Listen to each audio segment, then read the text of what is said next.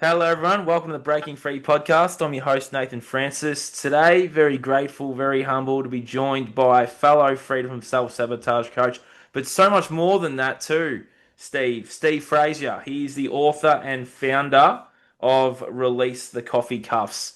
Coffee's a big topic, Steve. Welcome to the platform, mate. Happy to have you here. Thank you, Nathan. It is my pleasure. Tell me, my audience and my listeners, and also viewers, who you are, what you do, and yeah, how you got to where you are now as an author of a book about a drink that everyone drinks out there in society, mate. So let's hear a bit about your story and let's get into it. Well, this journey started 13 years ago. And Jesus. my wife got sick and she got really sick. And we saw over 2 years, we saw 17 different doctors, which she ultimately just calls ologists because we saw every specialist out there. And in that 2 years, they took her gallbladder out and it was definitely full of sludge, which but then she was in the process of dying, and our daughter had just become a natural health practitioner and came over to our house and in 15 minutes looked at us and said, you have Lyme disease from the waist down. Wow. And then that was confirmed 4 days later by her mentor, my daughter's mentor. And so realized 2 years undiagnosed Lyme disease caused a lot of damage. And so again, her adrenals were almost dead, her thyroid was almost dead. And so we're still in the rebuilding process. But what happened is that as a result of that Lyme disease, she became celiac and she became grain intolerant and she couldn't eat any processed foods and she can't eat nitrates or nitrites. And so now you realize that there's not a lot of regular food left. And so everything. I mean, I make our meals from scratch. We eat basically organic or non-GMO. I buy meat from a farmer about an hour and a half from here. When I go down there, I can see the fields where they Oh, 100% wow. grass fed. Love that. And so, and we're spoiled. I mean, I'm fortunate. I met the guy. And so I can go out there and I can see it. I know it. We test it, but she can eat it all. So we get roast steaks, a lot of hamburger, because we obviously use hamburger and a lot of stuff. In that process, she actually designed or created a pasta made from garbanzo beans. Oh, And it was non-GMO. And I actually had it non-GMO project certified. And I had 30 clients at one time, but it was a hobby. And if you know what hobbies are businesses that you do that you don't make money at. And so it was a hobby. I have two customers now.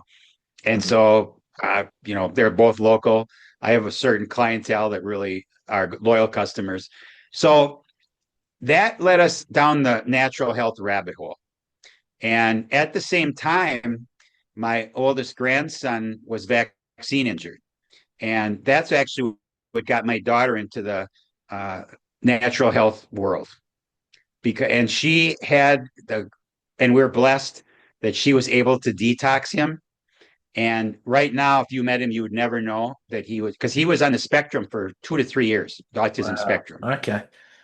But there was heavy metals in his brain, and she got him out fast enough that she was able that he's a normal functioning.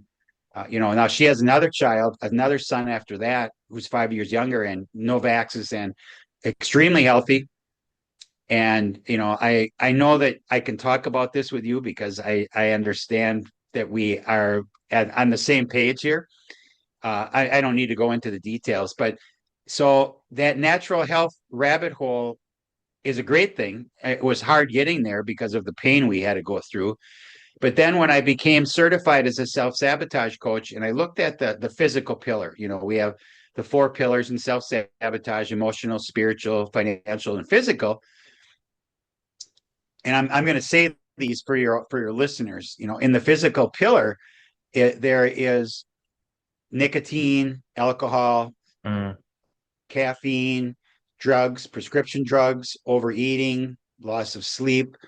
These are things that we do to ourselves, and we all do them. We all have them. And I looked at this, and I looked at caffeine, and as I started to do the research, I realized that caffeine affects so many people, and most of them have no idea Yep. that their health is being impacted negatively. So last year I was sitting actually in the ocean with my wife, and I said, I want to do this thing. What should I do? And she said, well, you got two choices. You can get a PhD. She has a PhD. She's an online college professor. And I proofed all of her papers, so I knew the whole process quite well. And I went to all of her retreats with her. We went to DC, we went to Dallas, we went to Minneapolis. She said, so you can get a PhD or you can write a book, because I needed to be a subject matter expert, because otherwise nobody's going to listen to me. And so if you look at my book, as I speak to you tonight, I have over 300 references in the book. Very rarely will you hear me say my opinion. And when I do, I will actually say it. But otherwise, everything I talk about is just fact. It's objective fact. And so I said to her, I said, well, I'm not doing a PhD. I was pretty honest. So I'm not going through that. And so I said, I guess I'm writing a book. Love it. And I had the time of my life. I did. It's so much. I learned so much, because there's all these sayings, and Socrates said this a long time ago, you don't know what you don't know. And boy, when I started to research this was like the aha light bulb moments every day. Every day I'd have one. Like, holy crap, what's going on here? Mm. How is this? How does nobody know this? Yep. Well, as I dug deeper, I realized that caffeine is $1 trillion a year business. Hmm. Okay, that's almost beyond comprehension. That makes big tobacco like small potatoes. Well And said. so if Mm. you look at this, you realize that there's so much money involved that nobody's going to talk about it, because and everybody does it. And we know from our history of self-sabotage and being part of the herd, you know, I I as by writing this book, I alienated friends and family, not to the point where they don't talk to me, but I would hand them a book, and they would look at me, and the first thing they'd say to me is, "You aren't taking my coffee away from me." Yeah. And I have no desire. I have no intention of taking your coffee from you. I said, for a number of reasons. One, I can't. I said, because we all have free will and free won't. You control what goes in your body. I don't. And so I said, so that's the first thing. I said, I can't, and I have no desire to. And when we get into it, I have a micro mission statement that I'll get to Yep. at the end of the show. But so my role here is to give people information. Yep. My book is not anti-caffeine. And the book strictly tells people what caffeine is doing to them. Oh yeah. And it talks about men, women, teens, your adrenal glands, sleep. There's 16 chapters, 14 of them in the middle are all referenced.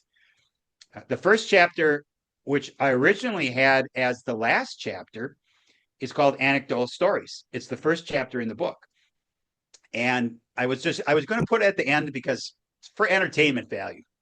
And as I put it together, I'm reading these and I'm thinking to myself, I need to put this in the first chapter, because when you pick the book up and you read that first chapter, you will see yourself in there somewhere. And it's amazing. And they're all stories of people that quit caffeine. Okay. And what the result is. And of the 20 that I have in there, I could have put 100 in there, but that would have been a Mm. whole book. So I just did one chapter. Of the 20 people, 19 of them said without a doubt that a result of them quitting caffeine, they had the best sleep they had in their memories. Wow. And we're going to talk about sleep later on in the Yes. circadian rhythm process. But and the 19th or 20th lady said, well, I don't think it really had any effect on me. And you'll understand that she doesn't know what she doesn't know. Okay. And That's that a good is point. simply that if you drink caffeine throughout the day, your circadian rhythm is going to be messed up.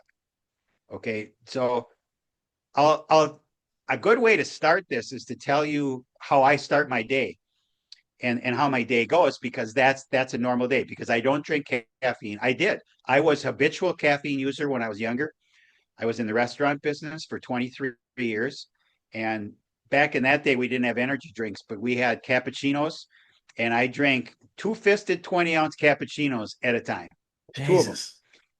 And because when we would open up a new restaurant, I had 6 different restaurants. I I fueled all day with caffeine, and we had a bar. It was a Mexican restaurant with a bar. So at night, I would have a tequila and a beer to go to Yeah. sleep, and then get up and rinse and repeat. And it's a vicious cycle.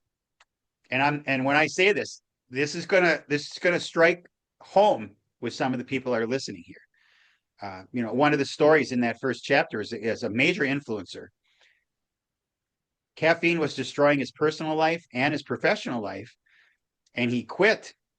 And he went cold turkey, which I don't recommend, because Mm. I did go cold turkey once, well, twice actually, but because you realize after my wife got sick, and then 11, that was 13 years ago. So 11 years ago, I was traveling to sell demo this pasta that we were making.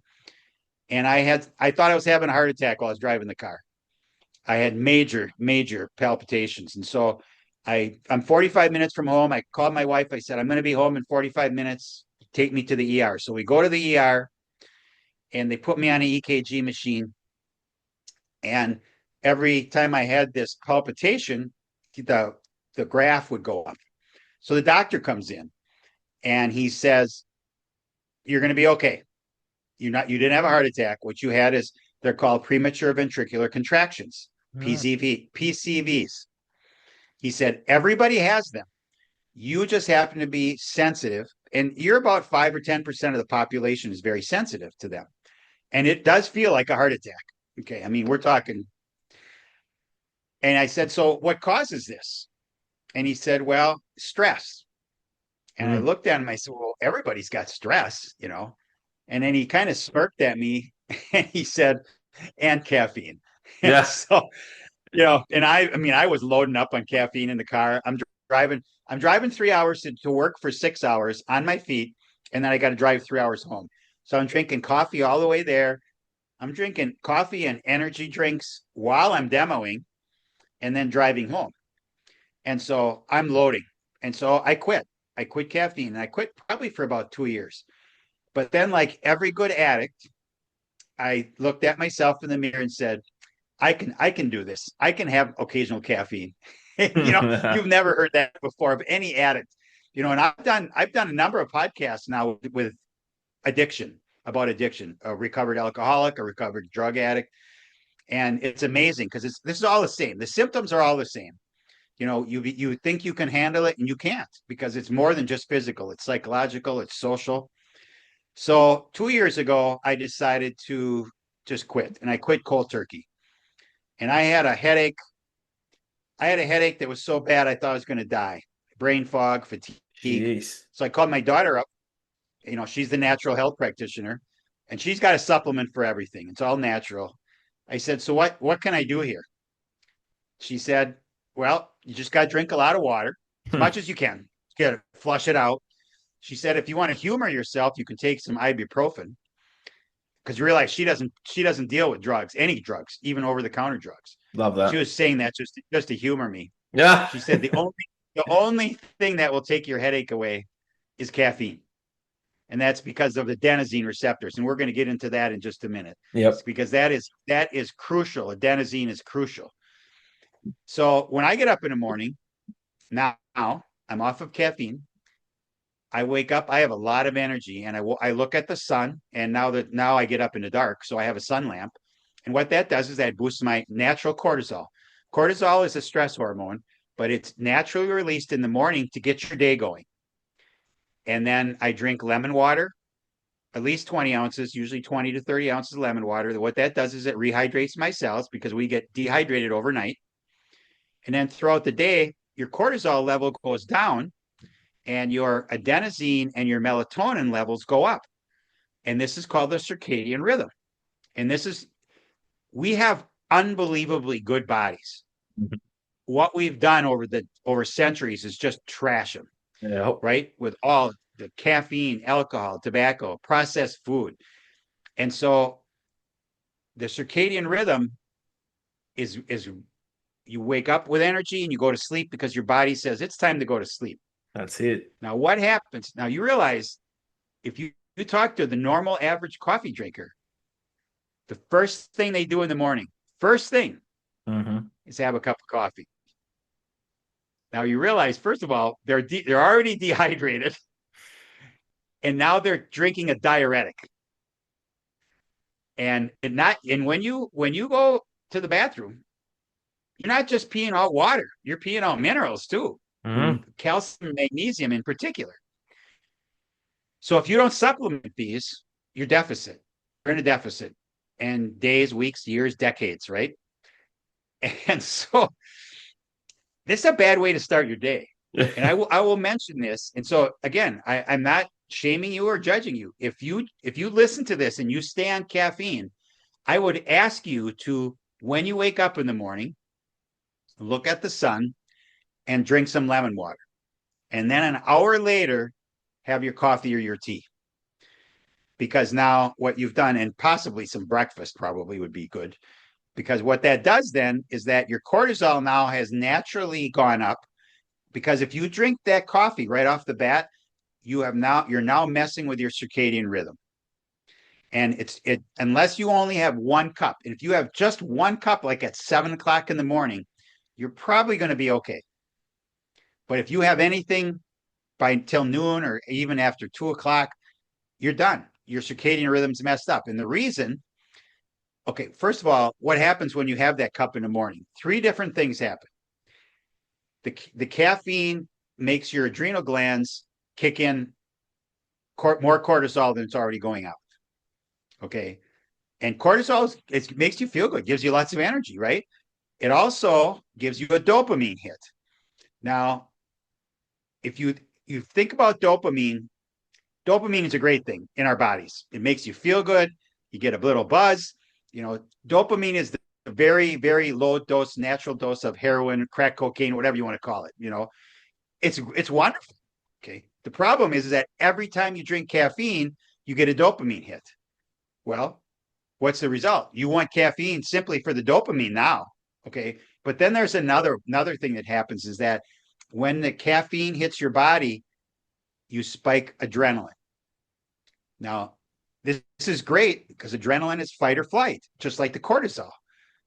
But what does that do to your body? When your body kicks adrenaline in, it shoots glucose into your muscles. Because remember, you're in a fight or flight. You're running away from a tiger or a lion or a bear, or I don't know. What do you run away from in Australia? Kangaroos? Yeah. I don't I don't know. I Kangaroos. don't know. I mean, we got some bears up here that we could run away from, That's but true. we but Crocodiles. fight or flight, there you go. Yeah. Yeah. That would be a good one to run away from, Yeah. but always ways, right? Never in a straight line. I used to watch Crocodile Yeah. Hunter. Steve Irwin. Yeah, yeah, yeah, Yes, right. yeah. Mm. So what happens is that all that glucose goes into your muscles, and you're not fighting or flighting. You are sitting at your table drinking coffee or tea. You are at your desk or you're at a coffee shop. And so your blood sugar now spikes. So what's the natural reaction to that? Your pancreas is going to kick out insulin. Okay. And every time you drink the caffeine, blood sugar goes up. Now, this is just black. Just think if you're adding cream and sugar. Yeah, You true. just think if you're going to Starbucks, my gosh, you drink that 16 or 20-ounce Starbucks, it's loaded with caffeine. A 16-ounce Starbucks probably has 150 to 200 milligrams of caffeine. God knows how much sugar, probably 40 to 50 milligrams of sugar, more than a whole day, right? So your pancreas is going to work overtime. Now, when that wears off, you're going to crash. So what are you going to do? You got to have some more. Okay. Very few people can say no. It's pretty rare. Mm. now we're going throughout the day. Now, naturally, your cortisol is supposed to be going down, but because you're drinking caffeine, it's staying elevated, staying up there where it was early in the morning. And then the adenosine is supposed to be starting to kick in. Adenosine is what puts you to sleep at night. Melatonin, a lot of people know about melatonin because you have melatonin supplements, but adenosine is really the big factor for putting you to sleep. And you have receptors in your brain, and the adenosine molecules go in there throughout the day and at night. They go in there and they put you to sleep. Unfortunately, the caffeine molecule is very similar to the adenosine molecule. And so when you drink caffeine, 15 to 20 minutes after you drink it, that caffeine molecule goes into your brain and it plugs the adenosine receptor. What happens? You don't get tired. You're wired, your brain. And if you keep drinking caffeine throughout the day, you just don't get tired. And it's very hard to go to sleep, and it messes with your circadian rhythm. So then at night, and don't when I talk about all these things, I can just hear people the wheels turning. Well, that doesn't happen to me, and that doesn't happen to me. No, it doesn't happen to everybody because everybody's different. We all process caffeine differently. However, you don't control what's going on in your adrenal glands and in your adenosine receptors because that's your body. Your body's doing that naturally. And so when you go to sleep at night, and just because you drink caffeine all day does not mean you don't go to sleep at night, because you do. Let's face it. Sometimes it will take you a little longer to go to sleep. But what it does is it messes with your sleep cycle. Now, this is a big deal because your normal sleep cycle there's 4 stages. The first stage is where you're semi-conscious and you're in a theta brainwave. And I think you're familiar with theta. That's what kids are from till they're about 7 years old. Bruce Lipton's done a lot of studies on that, a lot of YouTube videos. And adults actually are in theta right when you wake up and right when you go to bed. So, it's a great time. And this is just a tangent, but the best thing to do right before you go to sleep is show gratitude for your day, because that's what your semi-conscious is going to think about when you go to sleep, because you're in a theta and you're reprogramming your subconscious to gratitude, and gratitude is a wonderful thing. So anyway, that was a tangent. We're going to go back to the cycle, the stages. So the first stage is about 5% of your cycle, and then the second stage is you're basically, and that's 40%. You're just sleeping. Your brain's moving around a little bit. But the third and fourth stages are the crucial ones, because in the third stage is where we heal. And that's where men produce testosterone, women produce estrogen. We repair muscles, we repair cells. And stage 4 is REM sleep, deep REM sleep. And that's where we dream. Your subconscious is doing some repair work in your brain as well. Now, what caffeine does is it delays the activation of stage 3 and stage 4, and it also shortens them. Normally, they're 20 to 25% of your cycle. Caffeine will, when your cycle is disrupted, it will actually change that to maybe 15 to 18% instead of 20 to 25%. So what does that mean? That means that when you get up in the morning, now, one important thing is that those 4 stages, they happen 4 to 6 times a night. So it doesn't go just 1, 2, 3, 4. It goes 1, 2, 3, 4, 1, 2, 3, 4, and so on, 4 to 6 times a night. So if you have shortened stage 3 and stage 4 every time you go through this, you're tired when you wake up. So, and you're also starting to withdraw from the caffeine you had 12 to 18 hours ago. What do you got to do? You're going to start to get an adenosine headache. Why do you get a headache when you quit caffeine? Ask me that. Why do you get a headache when you quit caffeine, Steve? Very good. You take direction well. Because nobody knows. Nobody understands No, why. no. It's because, remember I talked to you about the caffeine molecule plugging the adenosine receptor? Yeah. Well, it's not plugging the adenosine receptor anymore.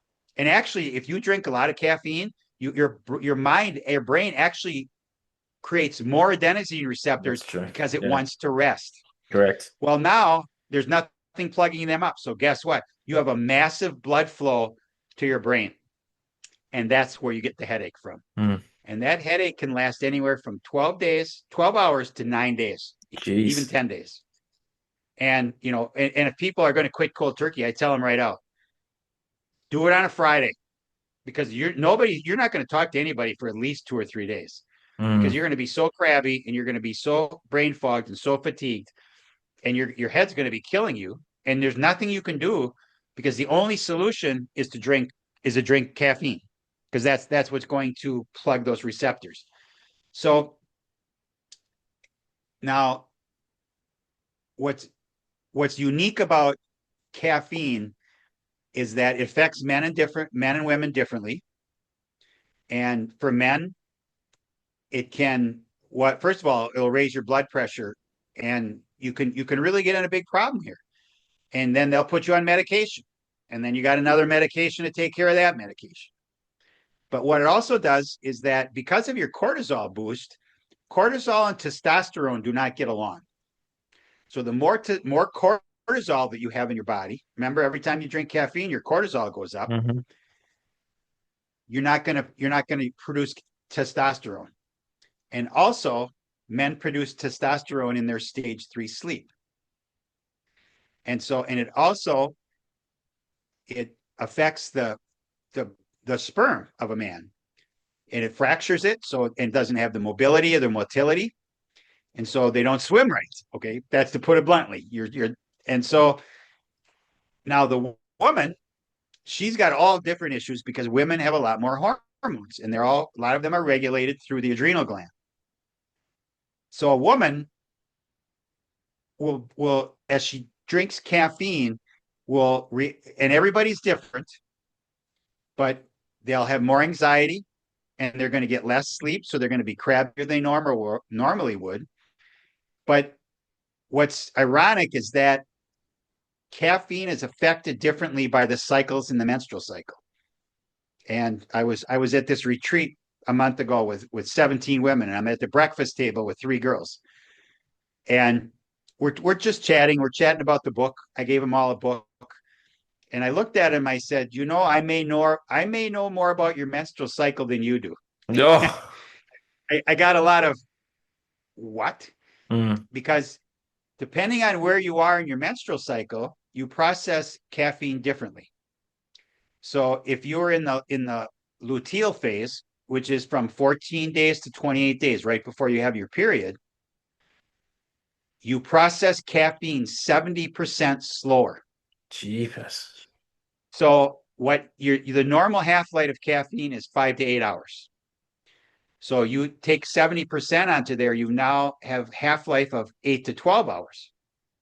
So if you have a cup of coffee at noon, and I'm not even talking about afternoon, okay?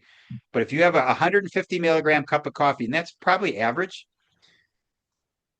you still have 75 active milligrams of caffeine in your system at 10 o'clock at night. What's that doing? You're wired. You're not Yeah. tired, right? Yep. You're still wired. Okay. Now that also relates to birth control pills. It's the same thing. You process differently. It's because of estrogen. Birth control pills put extra estrogen into your body, as well as in the luteal phase. That's where you have your highest estrogen levels. And so I say this because it's important that they realize that when they go through their cycle, in the first 2 weeks of their cycle, they can drink caffeine and they'll process it normally. And caffeine is processed in the liver, and it's processed through an enzyme called the CPY1A2. No quiz on that. Yeah. So no quiz, but it produces up to 95% of the caffeine. It processes 95% of the caffeine. Well, again, every woman is different and every person is different, but because of the estrogen level, now it takes them longer to process the caffeine, so it just stays in their body longer. Now, you take the man who is drinking caffeine and the woman that's drinking caffeine, and they're trying to have a baby. Now, when I talk about these things, they are not the only reason that any of this happens, but they can lead to these things. So if you're trying to conceive and you're having a problem and you're both drinking caffeine, it could be the caffeine. It could be a contributor. Mm, So the suggestion I make is stop drinking caffeine for a while and see if you can get pregnant. Okay. Now, and we both know that people that drink caffeine get pregnant. So realize that I understand that mm. because it happens every day. Yep. There's 8.5 billion people, and probably 6 billion of them are drinking caffeine every day. So you know, something like that. It's probably about that, right? Probably Mm. about that much. So now, what happens when mom gets pregnant and drinks caffeine? The baby gets everything that the mom takes because caffeine crosses the placental barrier and the blood brain barrier. And so baby is getting all this caffeine. And remember, I talked about the CPY1A2 enzyme? That enzyme does not develop in a baby until it's 3 to 6 months old. Wow. So in the womb, the baby is holding on to all of the caffeine. Now, you don't have any kids, right? No. No. And I have two kids. I was there. I watched them both be born. They cried. My wife wasn't drinking caffeine, but I want you to I want you to imagine a baby being born and the baby's mom's been drinking caffeine the whole 9 months, 9.5 months. And now 12 hours later, the baby's not getting caffeine anymore. What Oh. happens?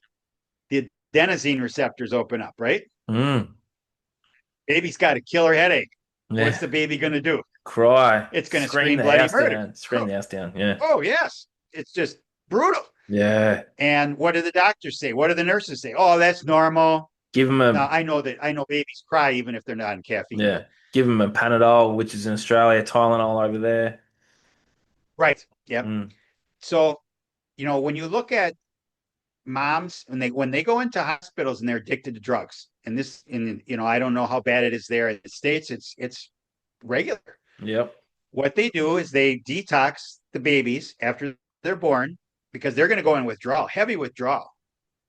And Mm. it literally can be lethal or deadly if you just cut somebody off from drugs that's been on drugs for 9 months. Mm. Nobody ever talks about that when they talk about caffeine. They don't talk about caffeine. And one of the reasons they don't talk about it is cognitive dissonance. Yep. And I think you're familiar with this. I'm going to Oh. explain it just for the listeners, Yep. okay? Cognitive dissonance is, and you can add to this if I miss something, okay? Yep. But it's when you get information that completely goes against everything that you've ever learned or believed. And so you refuse to acknowledge it because it can't be true because that's not what I've known all my life. 100%. How did I do? Yeah, Did I do summed okay? up, yeah, pretty much summed up the entire system Exactly. and the Right. people in it when you tell So them that it's not right. yeah. So ironically, you realize 80% of people drink caffeine. So 80% of doctors probably drink caffeine. Could it be even higher because they have high stress jobs? They need a lot of energy. And that's true. They don't look for symptoms of caffeine because if they don't have them, my patient couldn't possibly have Yep. them. And I have documentation in my book about guys going in for surgery. They couldn't do surgery because the guy was in such caffeine withdrawal that he was in so high stress. And then they put him on caffeine so he could have surgery. And then they have to put him on caffeine when he gets out because he'll have withdrawal. Okay, so we'll go back to mom now. So caffeine, how else does it affect the baby? Well, documented facts, caffeine can lead to low birth weight, can lead to miscarriage, and can lead to stillbirths and developmental growth, ADD, ADHD. So when you look at this now, I have 2 miscarriages and a stillbirth in my immediate family. I have 2 grandchildren that aren't here because my daughter-in-law had miscarriages. I'm not saying it was from a caffeine because we don't know what it is. But my micro mission, I talked about this to you before we started to record. I understand that I can't make anybody quit drinking caffeine. But if I can influence you or someone you know to share these facts with a pregnant woman to get her to quit drinking caffeine while she's pregnant, I have accomplished everything that I ever set out to do in life. Because somewhere down the road, I'm going to save a baby's life Mm. because they won't miscarriage or they won't stillbirth. And I don't know what the percentage is, even if it's 1 in 1,000, if you're that one, it's a big deal. If you're the family that has and that's more than 1 in 1,000. I think there's miscarriages are pretty common. I don't They know what are. the I don't know what the percentage, but and how many are influenced by caffeine? Probably some of them. So my mission is to share information. And then if you know somebody that has high blood pressure, if you know somebody that's trying to conceive a baby, if you know somebody that I do. that wakes up in the morning and don't talk to me before I have a cup of coffee. I do a presentation. I don't know if you've ever seen this commercial, waking up to Folgers in your cup. It's an old classic in the States, and it's got mom, and it's got a catchy little tune. I mean, the jingle is fantastic. Anybody over 40 years old in the United States knows this jingle. They played it that often. Well, I play it in one of my presentations, and mom goes in the kitchen. She's brewing the coffee. They take a picture of the beans. They look absolutely delicious. They're perfect. There's no mold. There's no toxins. They're perfect coffee beans. You can smell the coffee. I talk about this. When I talk about this to people that drink coffee, I give them a dopamine hit just talking about it. Yeah. Because dopamine actually is released mostly before you actually do the act. It's the anticipation of doing something that releases the dopamine. That is so true. So so mom takes 2 cups of coffee and she goes into the bedroom. And dad's on the floor, and he's in the floor between two twin beds. And she hands him a cup of coffee. He's got this big grin on his face. You can see the mythical fumes coming off the coffee. They both take a sip. Oh my gosh, we're in heaven. And then all of a sudden, 2 little boys come out, jump out of the beds, and they go around dad and they give him a hug, and then they have a big group hug. And I'll tell you what, you're feeling so good about life, you just want to have a cup of coffee. I want to have a cup of coffee. You want to have a cup of coffee. Now, here's where the programming comes in, and you can relate to this because this is where it starts. Do you realize that those 2 little boys, and they're probably 4 or 5 years old, 4 and 6, or 3 and 5, they're young. They're looking at mom and dad. Now, this happens every day, all around the world. They don't have the group hugs, but they're drinking coffee, and mom's got the cup in her hand that says, "Don't talk to me before I drink this," Of whatever. course. Yeah. You know, you know. So those little boys and every kid that's seen their mom and dad drink coffee in the morning, they're being programmed to believe that coffee is the key to success and happiness and successful parenting. And that's programming. And you've seen the videos. You and I've seen so many videos. I'm just going to name a name, Darren Brown. Hmm. Okay. And he does some ones called the push ones. I have a new one that he just put out called the heist. He gets 3 people to rob an armored car. Mm. They were in a management seminar through different cues. They can make us do anything we want, anything they want if we don't pay attention. That's true. And so the caffeine thing, Coca-Cola doesn't even talk about the drink anymore. I mean, they have polar bears. They have a song at Christmas that everything is great is better because you drink Coca-Cola. Okay. It has nothing to do with soda. You know, I drink decaf coffee every day, almost every day. And with a caveat, first of all, it's organic. So there's no pesticides or herbicides. And I also drink it's Swiss water processed. And I'm going to send you some links that you can put in the show notes. One's tools and trackers for people that want to track how much caffeine they're eating, and then if they quit, or drinking, I'm sorry, if they want to quit, there's seven different uh, trackers. But then there's also another section that's got what they put in your coffee, but one is Swiss water process. And what that does is they take the caffeine out with water. It takes out 99.9% of the caffeine. And so amazingly, and I don't know if how much you are on social media, there's a gentleman that he sells bullet coffee and danger coffee. Dave Asprey is his name. He's a biohacker. And I saw a reel of his just last week, and I dug into it because he made the statement in 47 seconds. He made two statements. He said, if you drink 4 to 5 cups of coffee a day, you're going to live longer than everybody else. Mhm. And he said, Americans, now this is Americans, so I can't speak for the rest of the world. Americans get 67% of their antioxidants from coffee. And so I went on a deep dive, and this is just in the last 10 days. And so the first statement he made was just complete BS because there's no documented study. There's causal studies, causation, but no randomly controlled trials. The second statement is actually somewhat true.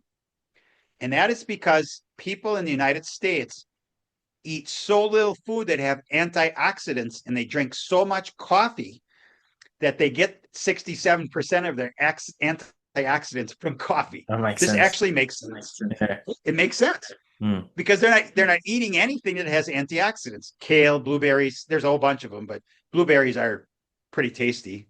Kale is good if you like it, I guess. Now, the key here is that the studies that have been done, and there's some big studies, and they're all causal, there's no randomly controlled trials, is that yes, there are health benefits to drinking coffee. However, all of the studies done state that they did these studies half caffeinated and half decaf, and the results were the same. What does that tell you? Caffeine is nothing to do with this. It's the polyphenols and the other things that are in the coffee. Okay, because if you're getting the same benefits from decaf, it's not the caffeine that's doing it for you. It's the stuff that's in the coffee. Yeah. And you want to be careful. Regular decaf still has 10 to 15% of caffeine in it. And it's also, the caffeine is taken out with chemicals. So you not only have the herbicides and the pesticides, but you also have chemicals. That's why I drink the Swiss water processed. I still get the polyphenols, but I don't have any of the garbage. And I put all kinds, I don't like the taste of coffee, so I put all kinds of stuff in it. I put protein powder, I put turmeric, I put cacao, I put coconut oil. I put this all in my coffee. Well, it's a great way to get all this stuff in. And I put a little stevia in there, so it's sweet. And so that's after my lemon water. So the fact is that marketing said, and this guy, he's a multimillionaire. He's incredibly successful. And when people see this, they believe it. Mm-hmm. And there's no foundation for this. And you'll see that most of the studies where it says caffeine is actually good for you, there's no randomly controlled trials, but they're all funded by something that's associated with either the soda industry or the coffee industry. In all the research that I've done, and I looked at a lot more than 300 articles, even though that's over 300 that I have in the book. The fact is that there's not a documented study that shows that caffeine has any health benefits. Now, here's a fun fact to know and tell. They take the caffeine out of the coffee bean to make a decaf, right? So I'm not going to ask you, I'm going to give you the answer, but I'm going to ask the question. Where do you think the caffeine goes? That's a good question. Yeah. And you know what the answer is? It goes into soda and it goes into energy drinks. Of course it does. Oh, because caffeine and coffee is bitter. And caffeine is actually a natural pesticide to yeah, keep the bugs from eating the bean and the correct. plant. And so it's bitter. And when people tell me that they love the taste of coffee, you know what they love, Nathan? What? They love the dopamine hit. They love the Yeah. adrenaline hit. Okay. And that dopamine is making them think that it's the taste of the coffee. And it's probably not. Oh, I'm sure this. there's a couple masochists that Mm, like bitter coffee. Okay. But that's mm, that's the exception. yeah. So what they do then is they put this bitter tasting thing and they tone it down so it doesn't have any flavor and they put it in the soft drinks. Why would you do that? Because then you become addicted Yeah, it's and then you true. drink it all the time. I mean, how many people, and I'm sure I did a podcast a month ago with a college junior, and she did 15-minute podcasts, and she'd done like 100 of these, and I got my 15 minutes, and she admitted to me at the end of the 15 minutes, she said, I don't know one person that doesn't drink caffeine. Yeah. She doesn't know a person that doesn't drink caffeine. And she looked at me and she's very honest. She said, I will tell you that I am going to reevaluate my relationship with caffeine after talking to you. I love that. I mean, she didn't make a blanket statement that she was going to quit, but I gave her enough things to think about, you know, just the fact that caffeine messes with your menstrual cycle and makes your menstrual cramps worse. You should take that into consideration. Mm. Here's another fun fact to know and tell. The major PMS medications have 30 to 60 milligrams of caffeine in them Jesus. in each pill because it's a painkiller. It Yeah. makes you the dopamine, the adrenaline. Yep. Okay, but what it's also doing is it's messing with your cycle. It's messing with your cramps. It's not going to relieve them. It's going to make them worse. Mm. Okay, I'm not trying to discourage anybody here, but if you're having, obviously I'm talking to the women here. Okay, but if you're having severe cramps every month and you're drinking a lot of caffeine, you may want to consider this. Now, people say, well, I'm not addicted to caffeine. And I say, that's okay. I'm not telling you you are. I'll tell you one thing. You quit for 12 to 24 hours. Yeah, you'll And if feel you it. have none of the symptoms that I talk about, you're not addicted to it. Yeah. 100%. And 99% of them are going to have those symptoms. My daughter, I told you, she's a caffeine drinker and she's a natural health practitioner. She went to a seminar in New York City 3 weeks ago for a new supplement line. And what they do is they do testing. And she was partnered up with a chiropractor, and he tested her, and he told her that her second biggest sensitivity was caffeine. Wow. That's on a Sunday. That's on a Sunday. So on Monday, she calls me up. She's telling me all about it. She's excited because they've got some really good stuff, and she learned some new stuff. She said, "Yep, I'm going to go down. I'm going to go to 75 milligrams of caffeine a day." And I said, "Hold on." I said, that's a bold statement. It's a great virtue that you want to do that, but let's kind of look at what you're doing right now. So we started to add up her caffeine use, and that's why when I give you this tools and trackers, the first thing you always need to do is analyze your problem, right? How much are you actually consuming? So we started adding it up. She's doing a minimum of 240 milligrams of caffeine a day, probably 3 to 350. And she said, I'm going to go to 75. She's going to crash. So I said, here's what you do. First week, you go to 150. Second week, you go to 100. Third week, you go to 50. Now your body is gradually getting used to this. And then you see it, you quit and see what happens. Maybe Mm. go to 25. 5 days ago, I talked to her almost every day. She's our primary health caregiver, right? Yeah. So, but other than the fact, which is really good for us, she forgot to have coffee in the morning. She forgot for whatever reason. 11:30 in the morning, she got a splitting headache. And she looked at me and she said, Dad, I forgot to have my coffee this morning. That's how fast it kicks in. And so again, in the book and in my program, we don't recommend cold turkey.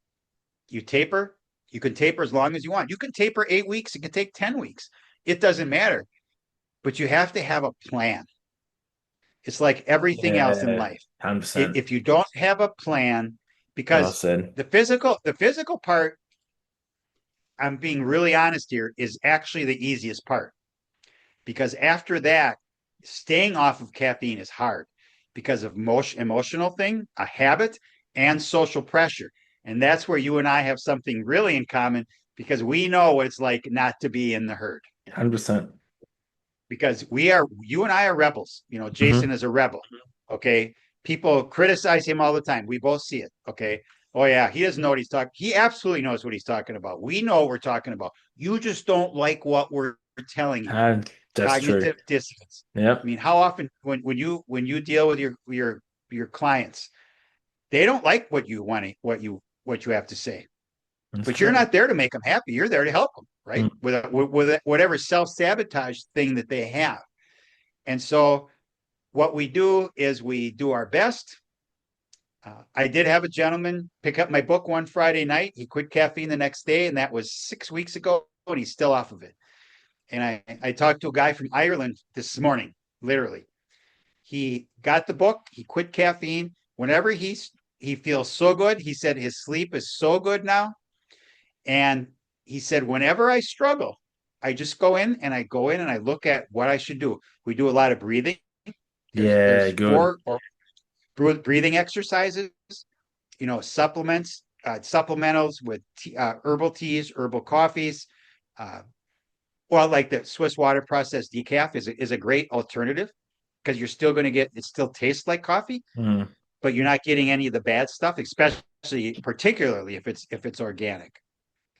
And so ultimately, my message is to spread information. It's a message of love because perhaps you know someone that's being negatively affected by caffeine. And if they have some of these facts, they can then look at their life and make a decision and say to Exactly. themselves, you know, and perhaps that someone is you, Mm. I love that, you mate. know, and I kind of leave it there. I can't. Oh, I got one other thing I want to tell you. What And what I've got else? a What couple of I do? questions for you. Okay, okay. Yep. We've got these things. I remember I brought up free will and free won't. Yep. That's what I call a Brendaism. That's my wife. She's got these wise words. Well, she's got this thing, and this is kind of where I am in my mission. Is you can take a horse to water, but you can't make it drink. True. However, you can make it thirsty. Yeah. And my role is to make people thirsty for information about caffeine. Mm. Okay, so fire away. Here we go. I love that last bit there too. Thank you. Question time. So people drink cacao, and you mentioned that earlier. A lot of Yep. people ask me because I do the same thing as you do. I've read the book Caffeine Blues, which we'll put in the Yep. show notes as well, and your book as well Sure. as some resources, and you've got some other links to resources too. So a lot of people will then go, "Can I have cacao?" And I go, "Well, there's caffeine in cacao too." Yes, there Yes. is, and it's smaller than cat. It's smaller than coffee. Yeah, because Okay, sometimes I'll say to and people, maybe drink that instead of the coffee to help you wean off it because it's got less in it. yes, Yes, exactly, but should we be drinking exactly, that and as then well? not every day, and not No, not all day. You could no. drink if you drink one in the morning, you're probably going to be fine. Yep. Okay, you know, caffeine in itself. If you drink caffeine 2 or 3 times a week, not in a row, your body just processes it through your liver. Yeah. Okay, and it just goes away. You just methylate. It's gone. It's the It's that everyday. everyday thing. Yeah, It's that gotcha. it's chronic. Yep. And so if you drink cacao, I put a half a teaspoon of organic cacao in my coffee. Okay, and I looked at it, and it's got probably that half teaspoon is probably about 6 to 8 milligrams of caffeine. Mm. I'm okay with that because it's a superfood. It's got a lot of good Yeah, it things, is. Yeah. and I can use it. I'm 68. I'm healthy. I'm on no meds. You look healthy You from know, this Zoom call. and well, thank you. I appreciate that. I mean, I feel great. And again, I wake up every morning. I've got a lot of energy. I mean, it's 9 o'clock at night here, and I've still got a lot of I energy, and I love that, haven't man. drank any caffeine.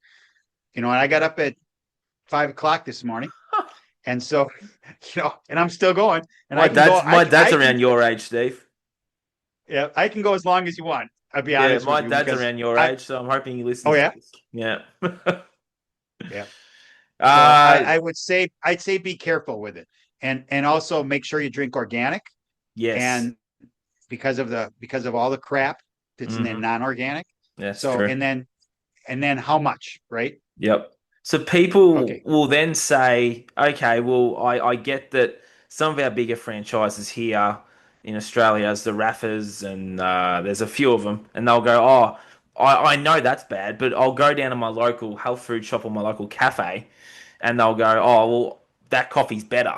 It's like, well, because they say it's sourced locally, and right. they'll go to the health Yeah, food store and they'll say it's organic, and they'll say, oh, yep, well, that's better than the yep, franchise. So let's clear up that myth too. So yep.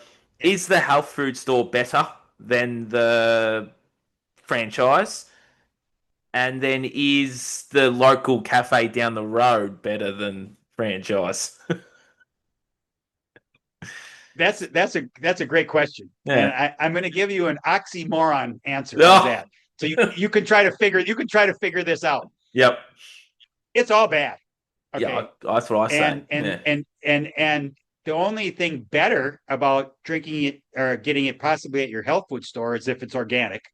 Okay, because at least you won't get the pesticides and herbicides. That's what they say. Okay, Yeah. but but at the end of the day, caffeine is a molecule.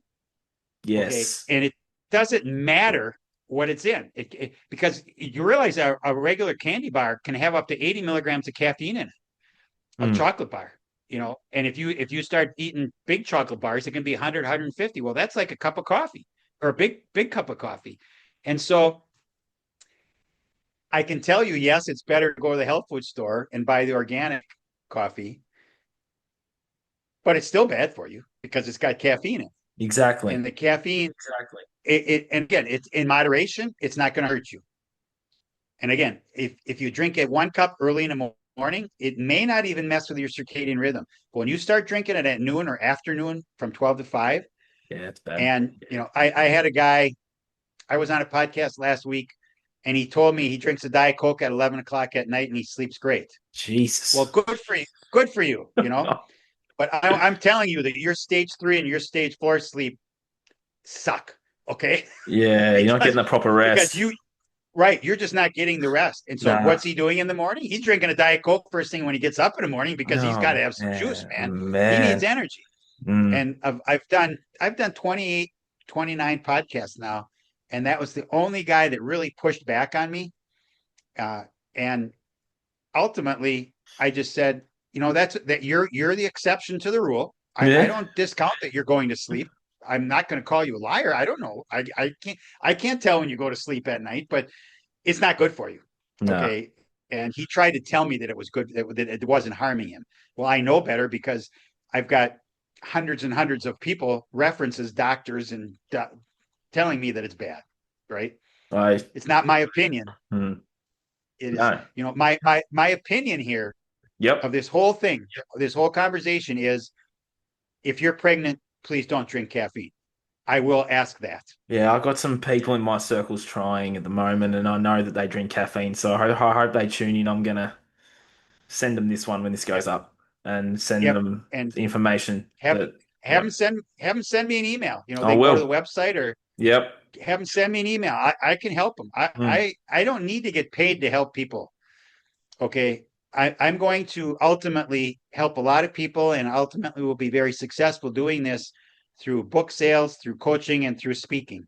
I Because I have a appreciate it. lot there's even though there's a lot of people that don't want to hear what I have to say, there's also a lot of people that do want to hear Oh, what I I have want to to hear what say. you have to say. That's why I got you on. Right. Thank you. I appreciate that.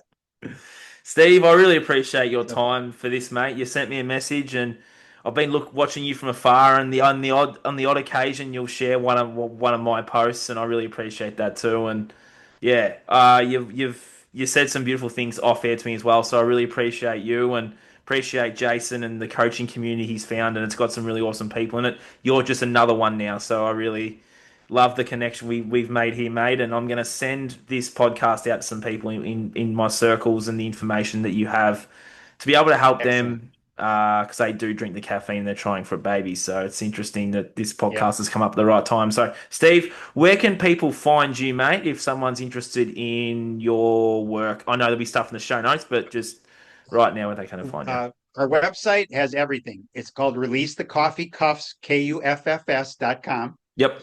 And you can get the book there. It's also available on Amazon. It's available on Kindle. Over the winter, I'm going to do an Audible version. I'm going Oh, to actually read it. So okay. it's going to take me a little That's while. going to I take a mean, bit. there's a lot of pages there, and Oh, then man. but I'm going to do it because I have two kids. I have Yeah. a son and a daughter-in-law that said, "Well, I won't buy the book, I won't read it, but if you do an Audible, we'll get it and we'll listen to it." 68 years old and Well, you're making shit happen, mate. I just, well done to yeah. you. Being 68 and still chasing the dreams. It's just a And you know what? beautiful thing. Why am I doing what I'm doing? Because I want to still be doing this at this pace in 15 years. I, I love that. I love Why that. would I not want to do that? Right? You Mm, know, I have a short story. My dad passed away 15 years ago, but I used to golf with him and his friends 30 years ago, and they were in their 60s. And I knew one of the guys really well, and we're on one of the golf tees, and he's probably 65, 66 years old. And he looks at me, he said, "You know, Steve, these golden years really suck," because his body was falling apart on him. He's yeah, it's 65, everywhere. 66 years old. Yep. He's miserable. They're Mm, miserable. yep. And I'm 68. I'm healthy. 30 years ago, I went to the doctor and we agreed that in less than 10 years or less, I was going to have a knee replaced because my everything was gone, cartilage and everything. Yep. Well, when my wife got sick and I got off of all grains and gluten and glyphosate, okay, my knees don't hurt anymore Oh my God. at all, at all. Now, just think of that. I mean, because our bodies are beautifully and wonderfully made. That is true. If we don't screw them up, Nathan, all your cells regenerate, all your organs regenerate, all your bones regenerate, your skin regenerates. You know, your skin every 60 days completely starts over.